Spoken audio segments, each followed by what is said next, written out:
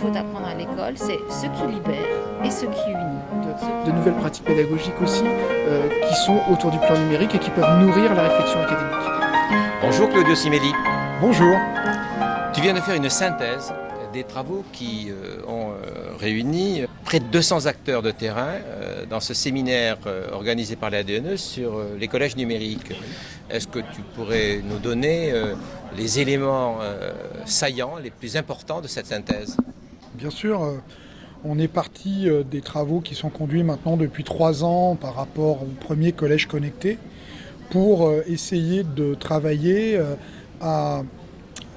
Je peux utiliser le mot généralisation du numérique à la meilleure façon de faire adopter, de proposer le numérique pour que les établissements, les équipes pédagogiques et éducatives s'en saisissent.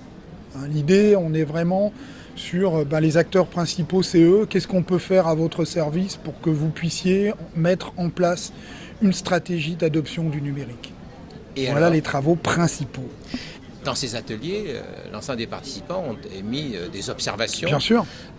Quelles sont l'essentiel de ces observations, ou plus exactement celles qui sont à tes yeux les plus importantes? J'ai entendu le mot bienveillance. Oui, il y a peut-être 3 choses qui ressortent de ces travaux. Il y a le mot bienveillance. Alors, faut voir que le mot bienveillant, il est utilisé à plusieurs titres.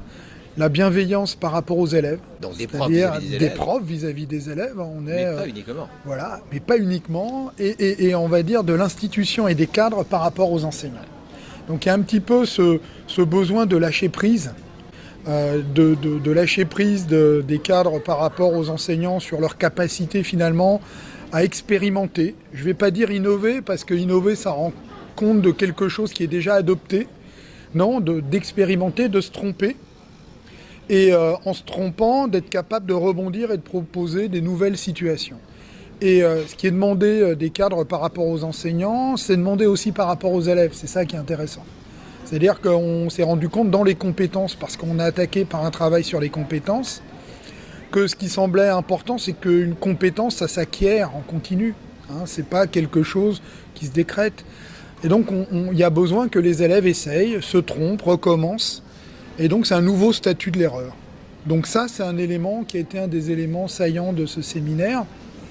Peut-être que l'autre élément saillant, il était sur tout ce qui était auto-évaluation, auto-formation, tout ce qui est élément de langage commun qui permet finalement d'installer une culture commune à la fois au niveau des compétences professionnelles des enseignants et des situations pédagogiques sur lesquelles ils échangent.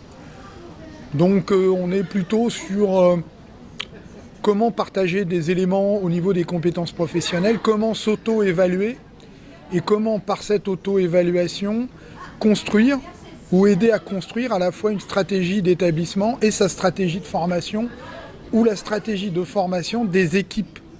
Voilà.